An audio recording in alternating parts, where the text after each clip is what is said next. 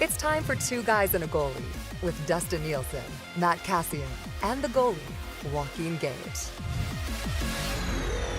Yes, it is time for Two Guys and a Goalie on the Nielsen Media Coolbet Network. Obviously brought to you by our great partners at Coolbet, where if you live bet the Oilers with me last night, we took Coolbet for a lot of money last night. So thanks for the support, Coolbet. Much appreciated. That's great stuff. Nielsen, Cass, and Gage are back with you once again. Hey, sign up for account at Coolbet right now. Use the code 2GUYS, number 2 in the word guys when you do, and you'll get a 100% deposit bonus on your initial deposit up to $200. Flicker George had commented on the Twitter stream before we even came up with just what a game.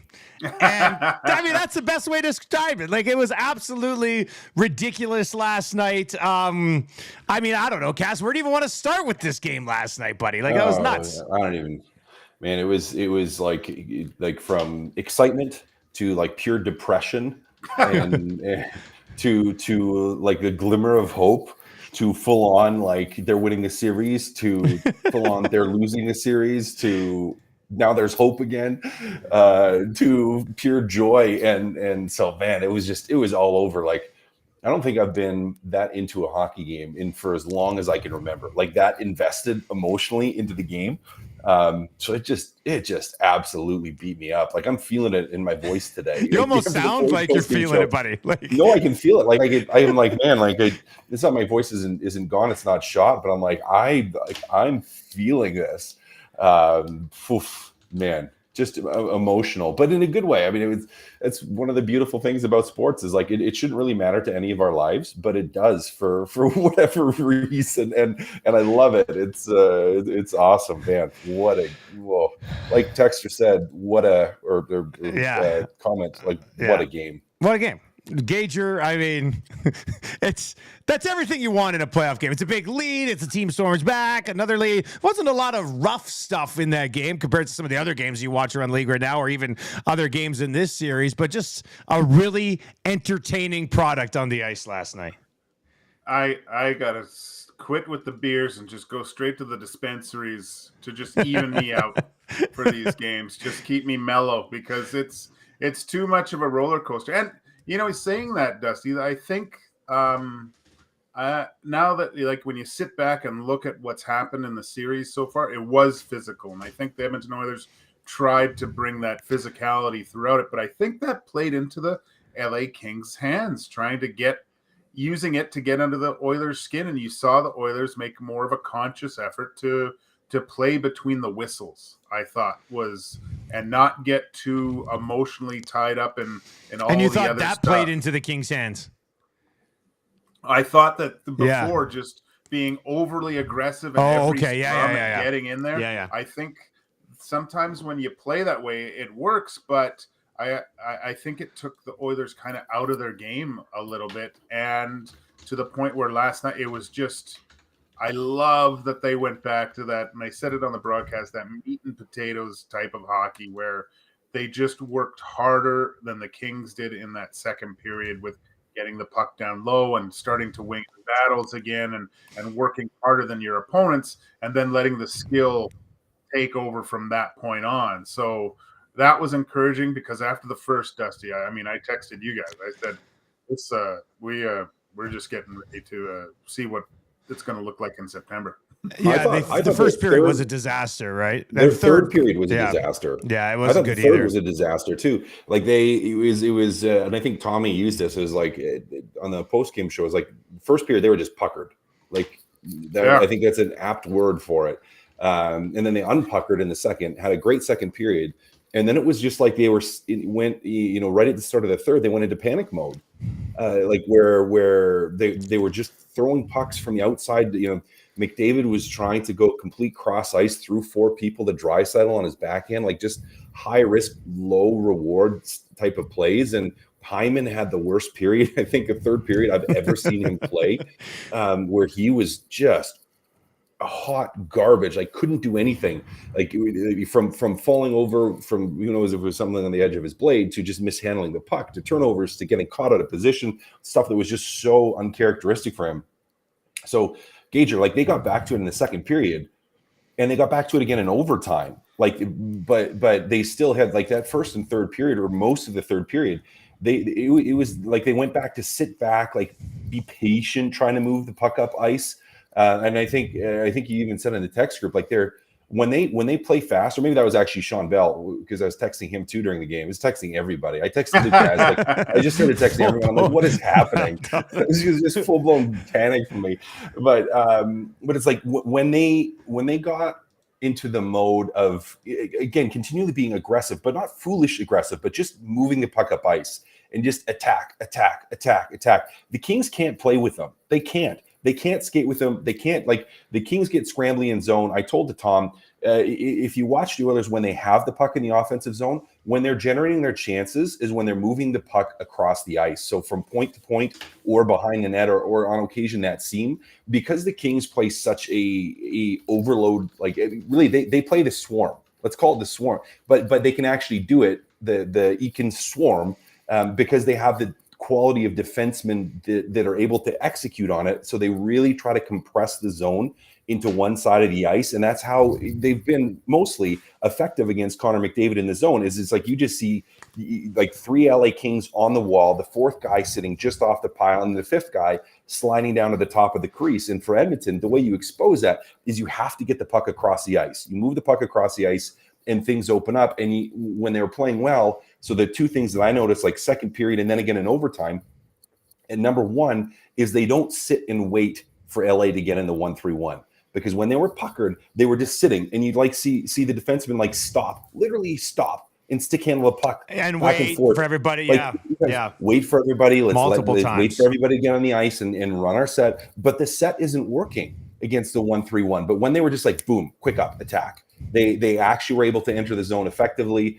And then in zone, when they moved the puck cross ice, that's again when things started to open up and they started to get chances. And I mean, if we look like at the Hyman goal too, that's from a quick up. Like if they would have had that puck, sat and waited and let LA get set, that opportunity doesn't happen. That goal isn't scored. But because they just moved the puck up ice, used their speed to their advantage, they were good. So yeah, it was such a Jekyll and Hyde type of game, because it was like two different teams at times. Like first period was horrible. Second period was great. Third period until the end was horrible. And then overtime, they were great in overtime, I thought.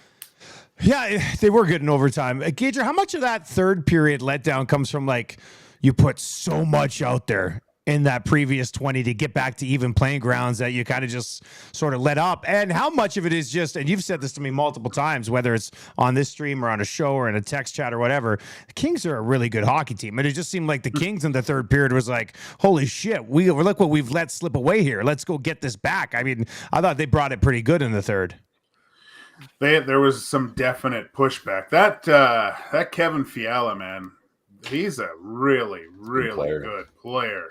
I was always, when he signed, I remember we were on the broadcast, we were like, oh geez, that's big for the Kings to get him. I knew he was a good player, but very dynamic in what he brings. He made his presence felt on the series immediately. Well, with him and Velarde back now, that changes things big time for the Kings offensively. Huge. That's and I mean, we were texting too, with Fiala coming back, was it a good idea to put Connor and Leon back together and kind of an overload? I thought more balanced with the way Leon's been going, but it seemed to work out for them. Yeah, I mean, I thought that I was worried about Fiala. He adds that next dimension. There was definitely pushback with him back in the lineup, especially in the third, with his speed and creativity. But you know what? Korpisalo looked fatigued at the end. Those were two very tired goals that he allowed for the Oilers to win that game. That's a huge lapse. The Kane one, Gager, well, that's just kind of lazy, sort of sliding over, like just didn't. I think he was tired. Stop. Gager's right. Straight up tired, like like it's not. It's a little bit of both, more mental than physical, I think, because he just like you saw, Kane puts it back the other way, and he's still sliding over. Just not a lot of focus on that play, and even on the Hyman, he comes out, kind of gets ready, but he's not completely set. I think that whole play although it came from the other end of the ice, caught him off guard. It was like, oh my gosh, this guy's in a good scoring chance, and he wasn't set and goes right through him. So that'd be definitely something to look at the next game. He could be getting tired here. Yeah, I completely, fantastic point. Thank you for bringing it up, because I mentioned to Tommy when we were sitting there watching, and my buddies, there was a few shifts when Edmonton spent a pretty considerable time in the offensive zone, and I was watching Korpisalo, and I'm like, he's tired. Like, I was like, he's tired after that sequence. Like, you can kind of see just from a body language standpoint, like he wasn't carrying himself like he has the rest of the series. So, you bring up a great point, and it absolutely could have factored into those goals where he was feeling it a little bit. And, I think a great question, and maybe you guys can hammer in on this, is I don't know, someone asked on the post-game show, does the Oilers putting 5 past Korpisalo kind of break him mentally? And I was like, well, I don't think that necessarily breaks him mentally, but I think what it does is it enables Edmonton to not be broken mentally by Korpisalo, by where it's like, no, this guy's human. We can beat this guy. Because they've done it now. Yeah. Because they've done it now. So I don't know what you guys thinking about that, but Gager, just a great point on him looking tired on those goals, because I think you could see it just in the ozone time that Edmonton had. And like, it's funny how with a north and south type of game for a goalie, it's not easier to play, but physically it's a lot easier to play when you had that low grinding, like you mentioned, Cass, moving it from side to side, and constant trying to focus where the puck was. That second period wears you down, even if you don't face a lot of shots. They did, but it just constant when the puck's in the zone. Like, the Oilers had consecutive shifts where they kept them hemmed in, and that wears down a goalie just as much. Even though he's not making saves, he's got to worry about shots coming from everywhere. So I think if they can get back to that and wear him down to the point where, that's, like we say, end of a shift is when goals usually happen, because that mental they get fatigued, you start making mistakes mentally, and that's what happened. And you saw Jack Campbell come in and battle hard. Oh, and we'll get to Campbell in a second. I do want one more on Korpisalo, Gager. The Hyman goal, the Costin goal, both the McDavid goals the other night from that side, like Blocker's side. I don't know. Are you seeing anything there, or that just happened to be one of those things? McDavid goals were just Korpisalo cheating mostly. The Costin goal, lazy. The Kane goal, tired. Hyman goal, Kane was from there exhausted. too. That's right. Yeah. So it's shooting from there. He's so good, but he's allowed some goals that I think this affects Korpisalo a lot more than the Oilers thinking they can. They feel good because they scored on this guy, but having a 3-goal lead slip away and then getting the lead back and then losing, that's a tough one to recover from. All right, honest thoughts when Jack Campbell came out to start the second period. Cass, let's start with you. Yeah, well, I think you had to.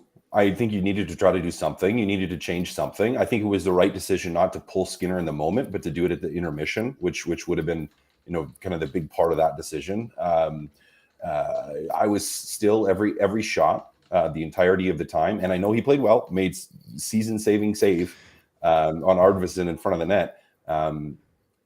I was still terrified every time the puck went to the net.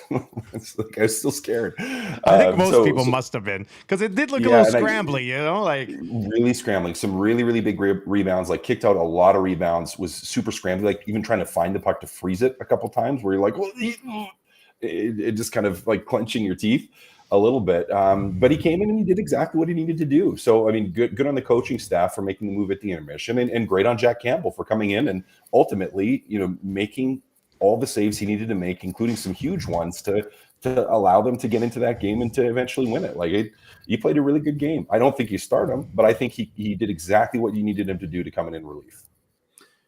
Yeah, they had to pull Skinner. I wasn't. How much of that was on just getting the team going, Gager, or did you not like his game in the first? Well, the thing is, the goals were good, I thought, but they were every single one of those was a mano-a-mano type situation of Skinner against the shooter, and he lost all those battles. Where in previous situations he was stopping that puck. So, yeah, they were good goals, but there was also a chance for Skinner to make that save and do something really special, not unlike what Campbell did on Arvidsson, right? So I think it was a good time to get him out. Probably, again, fatigue setting in with Stuart Skinner. I mean, Woodcroft said everyone hated the first period, right? So he comes in and just says, look, you guys, we're changing goalies. We got to shape up if we want to get back in this. And they responded in kind. Great move. I loved it. I got a theory on who I start, but well, no, don't you save this? What's this theory? What's the theory? Come on. Okay, you guys want? I'm giving you the pearls here. All right. All right. Deep inside the goalie psyche. Okay, get ready for this. You might not come back from this. You might have to have a nap. But here is what happens with Jack Campbell to prepare himself for the playoffs. Okay, for him to stay ready, he has to visualize in his head that type of scenario happening. Yep. And how am I going to get back, take the net, and go and win and become a champion? This is the mantra he's probably been saying since a week before the playoffs. If I get my shot, it's mom spaghetti, like Cass always says at this point, and he did it. I just believe that now, with the way he played at the end, he got this massive win. I don't see how you don't start Jack Campbell, because he's been thinking about this since the playoffs started. It's my time. It's my net. I'm going to take these guys to where they want to go. I think you. Wow. I think you don't start Jack Campbell for the exact reason that I said, and that I was still nervous every time the puck went to the net, and the puck just stayed at the net. Yes, you should have played with me. I would have been nervous every time. That's you block a shot with your face for Joaquin, because you never know, a puck to the net might go in. And I get that. And he did again a great job of exactly what you said, Gage. Like, mentally would have been telling him that, because he would have known, like, for him to go in, it would have taken the Oilers getting pumped or Stuart Skinner playing horrible. And if that's the case, you're going into a situation where you're typically behind, unless it was based on injury, but most likely because Skinner's not playing well and the team's losing, and knowing that you need to go in, and that's your opportunity to step up and to try to take the net. But to me, it's not, one game here from him, 1/2 game or 2/3, whatever. I guess it's closer to a full game because of overtime. That's still not enough for me. Like, I think it does a great service for your team in having some of that comfort, knowing that if that was a situation, or let's say Skinner did get hurt, that he's going to go in and he's going to go to bat for us. But man, I still just go back to Skinner. This is a great debate. Gage, you made an interesting theory, but I'm with Cass. Like, every time the Kings shot a puck on net last night, I was just like, oh no, could this be the one? Could this be the one? Could this be the one? And it wasn't. So we'll give him credit. He stops 27 of 28. But I just think you've anointed Skinner your number one goalie for the last 5-6 weeks. And Campbell has been played and used as the backup. He came into that game and did his job as the backup. And now I think most teams in this situation would go back to your number one guy. So, but I see what you're saying is that if you're going to get something out of Campbell, it would come straight after this, is what you're saying, right? So it's fascinating, though. What if he comes in and gets shit pumped in game 5, and then you're like, gotta go back to Skinner, who you weren't confident enough to give the net back to at the beginning of game 5, and then it's a mess. Yeah, then you have a confidence mess, I think. Again, and that's where I would go to Skinner. I'd be terrified. Campbell, I'd be terrified right now. Gager, I like your theory on it, but what do you think Woodcroft will do? What do you think he'll do? I think he'll go to Skinner. I think he will go to Skinner, but I think that's a mistake. I really think. And you love Skinner. This is why I love Skinner. And you guys you guys would be singing a completely different tune if Jack Campbell was at least able to throw together 2 months of really good hockey, right? And there were spurts in there, but man, I tell you, that's a huge win. And how he did it, the magnitude of the situation and the massive saves that he made, that's going to be tough. I go with the soup.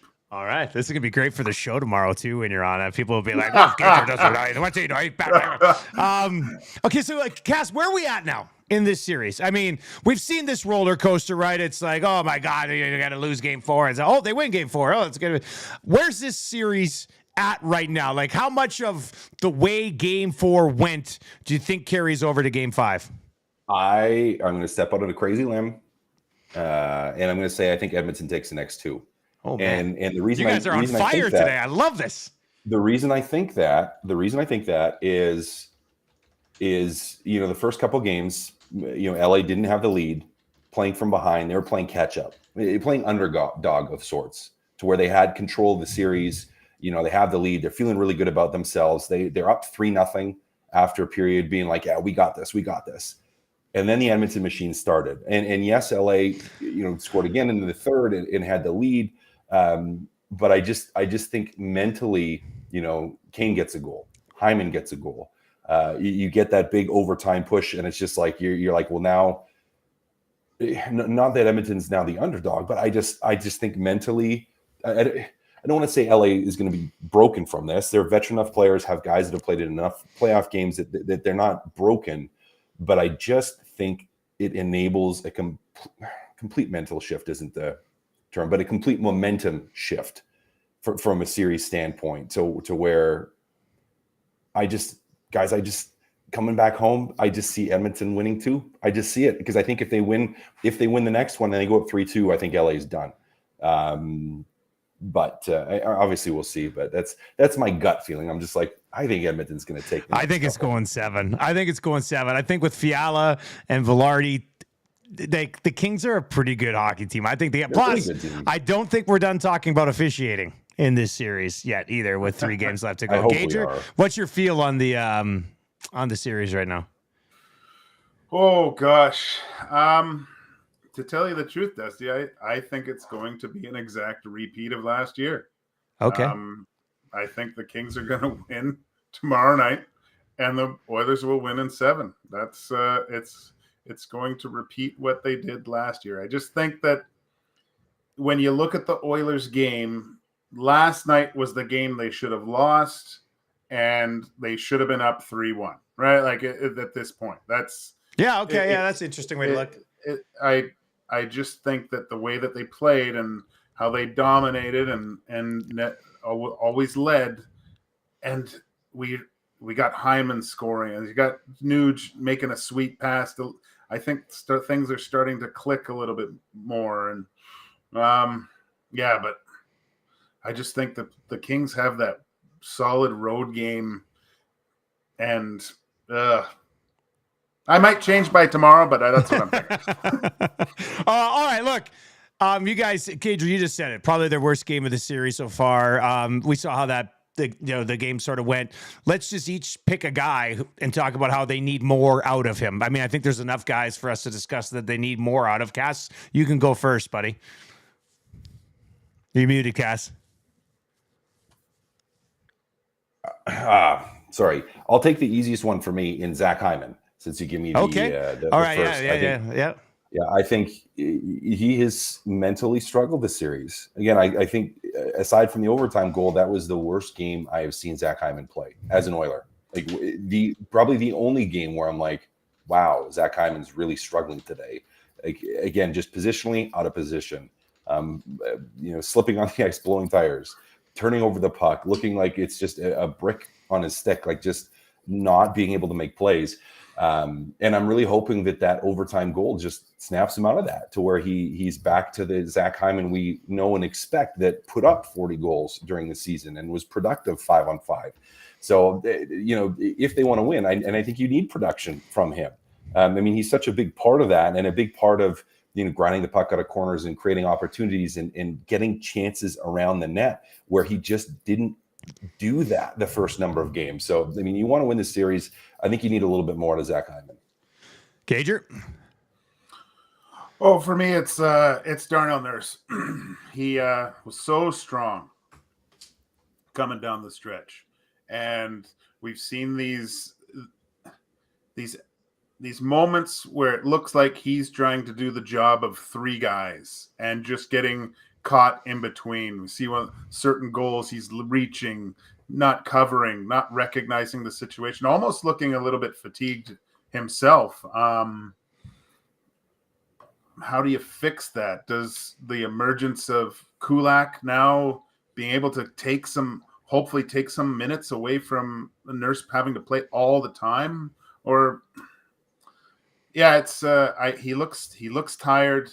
Go sit in the hyperbaric chamber till tomorrow night and get some oxygen or get refreshed, because his decision making's gone back to the beginning of the year, Darnell Nurse, not the playoff push months of When February. He was just steady, right? He had Ekholm there, kind of just playing steady, and yeah. And I think he got back into that thing where I gotta be the best. I gotta do lots. Just don't go outside yourself. Play just a simple, hard game. And when he does that, that's when he's the most effective. Cash, you know where I'm going? Yep. Who do you think we're going with? There's no Jesse Puljujärvi here, so there's only one other option. There's only the other guy they tried to trade prior to the deadline, and that was Kailer Yamamoto.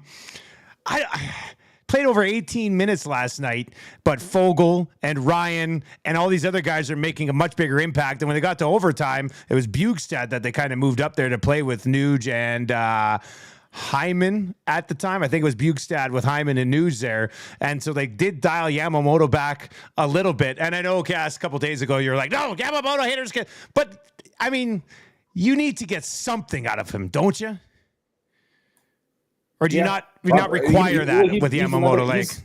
He's another guy on the list. Yes, you want more and you need more out of him. I mean, I would put Hyman as more important in terms of getting something out of it. I would put Ryan Nugent-Hopkins. Would you put somebody else? Would you put Foegele into the top 6 instead of Yamamoto? Because Fogel's been going really good. Yeah, he's been going. He looked really good. I mean, you could give him a look. Sure, give him a look. Yeah. Yep. I just like the way all those guys are playing where they're at right now. You know what I mean? Yeah, like that too. Which is kind of the tough thing to do. You're like, do you really want to move Foegele or Ryan right now? Because they're excelling at what you need them to do right now. And you just let the other guys carry the production in the top 6. And if Yamamoto can chip in, he can chip in. But I had people today texting and saying you take him out and put Dylan Holloway in. And that's just not going to happen. I mean, there's no way that's going to happen. That's he did get called up. Depending on Kane and his injury. Yeah, who knows what happens there. I don't know how much they play him. Yeah. Costin played like 3 minutes last night. I think they were. I didn't see anything about him being banged up. Did you guys hear anything post game? Like I think they just it was weird to go that low down. They're basically playing 10 forwards, and then once you bench Desharnais, it was 10-6 basically for the majority of that game last night. But it's not odd to shorten the bench like that at times in the playoffs. Like it's gonna happen. I think you wait till you don't trust them. Wait till short it gets next game. Like it's gonna be be running 9 guys. Forwards, right? Like, yeah. Well, they don't play again till Saturday, right? So. Oh, that's a good point. Yeah. Empty the tanks. There's going to be a very short leash on guys. Hopefully, they can roll it for the first little bit, and if it's close at the end, then really short it down. But yeah, it's I'm going all in on tomorrow night with my Stars. Benefit the Oilers then. You would think, hey, if you can just run heavier with those guys, 27 minutes or something like that, like you probably could do that. Yeah. Quickly on Desharnais, guys, like we talked about, I think last week, where it's just quicker right now. Right, like the Arvidsson made a nice play, nice little spin, but gets caught flat-footed at the blue line. Just a matter of getting those reps in, Cass. Is that what it is here for Desharnais? Like, you just have to get used to the tempo, or is it past that point right now? I think you gotta be careful and limit his minutes. Roll Broberg a little bit. Like Broberg moves maybe a little bit better, right? So a little bit better. And that's not. I don't like saying that. I mean, I love what Desharnais has brought. I love the way he played down the stretch. He's done some really good things. But from a tempo and a pace thing, they've exposed him a little bit, and you're going to have to be cautious as a coaching staff about the amount you roll him out there. And the Kings are built to exploit Desharnais' foot speed to an extent. I think those little buzzsaw guys that really quick in the corners, like he's losing guys out of the corner. But I mean, he's played so good, and that play, like you said, Dusty, that Arvidsson, that was a pretty sweet play that he did with the. It was the nice, spin yeah. around. It was super nice, but that's a young, a middle-aged, I guess, defenseman who's just coming into the NHL and seeing. He's 4 games into his playoff career, that you probably don't see too much of at a skill level that high. And it's unfortunately it's a learning moment, but tough to have learning moments in the Stanley Cup playoffs. Yeah, Broberg might make some mistakes too, but he can skate himself out of some trouble and approach the game a little bit differently, right? So, well, they're two different types of guys. Yeah, Darnay defends with his size, strength. Broberg's more defends with his feet and gets in good position. And you saw how good he was at that. Thank God the Oilers didn't get rid of him, man. He's going to be a whale of a player someday. Yeah, they're being patient with him right now. Guys, do the Leafs take a 3-1 series lead on the Tampa Bay Lightning tonight? Cass, what do you think? I hope not. I think they might. I think they might. I think watching those games, I haven't watched all of them. I've watched just some of them. I think this is the year for Toronto to get past Tampa. I think they're a better team. Vasilevsky looks human, and I think some of the Lightning are banged up, and that hurts you. Yeah, they look ripe for the picking with the injuries, and like if Hedman, when he's on, he's on. When he's healthy, obviously you're in a good spot. But he has to miss a game, come back, plays a ton. Leafs, if the Leafs were ever going to get the Lightning, it has to be this year, right, Gager? Like you can't let it slip away this time. Well, Chernak's still out, right? Like he's gone for this, and I mean, the one thing I hate about this is I never watched Tampa during the regular season. Hedman's like 70%, and still just unbelievable out there. The way he defends, his first pass, it's amazing. And without him at 100%, with the way the Leafs are, they're done. And the forward group is just they're too banged up. They've had a hell of a run right now. They're banged up and too much hockey, man. Way too much hockey. Well, if you want to bet for or against the Toronto Maple Leafs tonight, I just couldn't say for. I mean, if you want to bet against them, go bet against them as well. You can do it over with our partners at CoolBet. Visit them at coolbet.com. And if you're not yet signed up for an account, you can do that. Use the code 2GUYS, number 2, the word guys. And to do, boys, before we sneak out here, do you both watch Mando? I got the last episode. You got last episode left. Okay. Yeah. Cassie's in for a good ride, eh? That last episode was pretty solid. Yeah. All right, Gage, you watched that before Thursday, buddy. We got enough. Right. I know you got race week and everything, and we're excited for that, but you got to get that in. Gosh, yeah. This is tough. This is a tough week. All right, boys. Well, we will be back on Thursday, 2 days after a game and 2 days before a game, which is a really weird spot to be in, but we'll have a lot to talk about for sure, and we'll talk to you all then. Cass, Gage, we'll talk to you later, boys. Later.